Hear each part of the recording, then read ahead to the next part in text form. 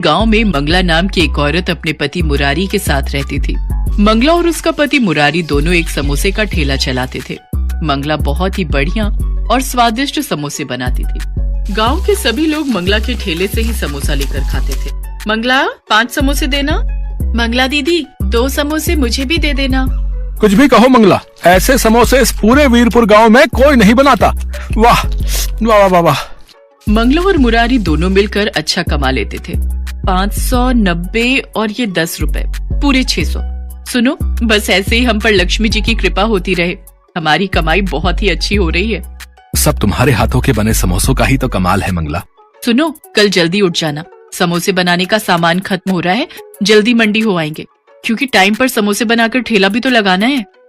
ठीक है, तुम मुझे जल्दी उठा देना। अगले दिन मंगला और मुरारी दोनों समोसे का सामान लेने मंडी जाते हैं। भैया, सबसे बढ़िया वाले 20 किलो आलू कर दो। ये 30 रुपए किलो वाला आलू है, ये कर दूं? बढ़िया है ना?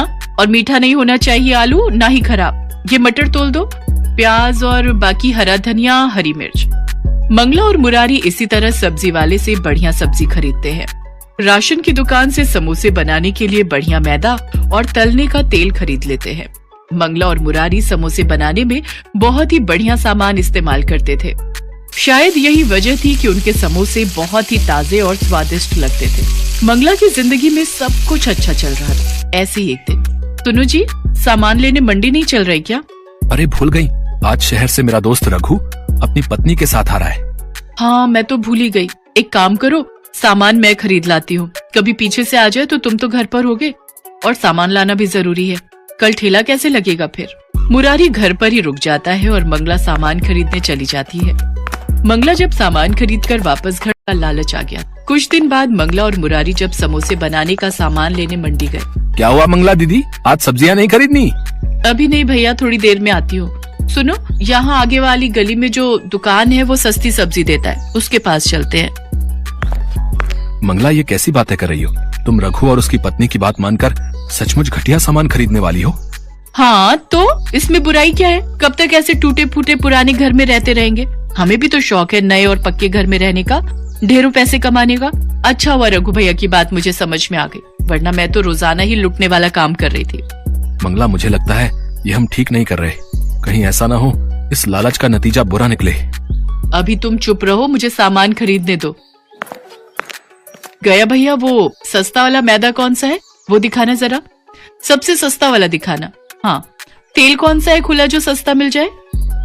मैं समझ गया तुम कौन से तेल और मैदे की बात कर रही हो।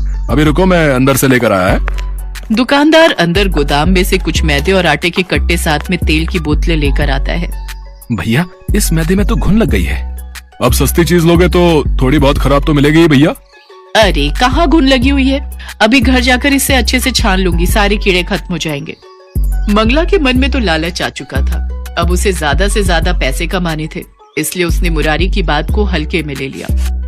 मंगला उस पुराने सामान से समोसे तैयार करती है और शाम के समय ठेला लगाने बाजार में पहुंचती है। लोग तो मंगला के समोसे खाने के लिए पहले से ही भीड़ लगाकर रहते थे। कुछ ही देर में मंगला के सारे समोसे बिक जाते हैं। मंगला बहुत खुश थी, क्योंकि आज कम लागत में उसकी कमाई ज्यादा हुई थी।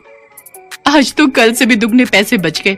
देखा, रघु भैया शहर में रहते हैं, उन्हें सारी जानकारी है।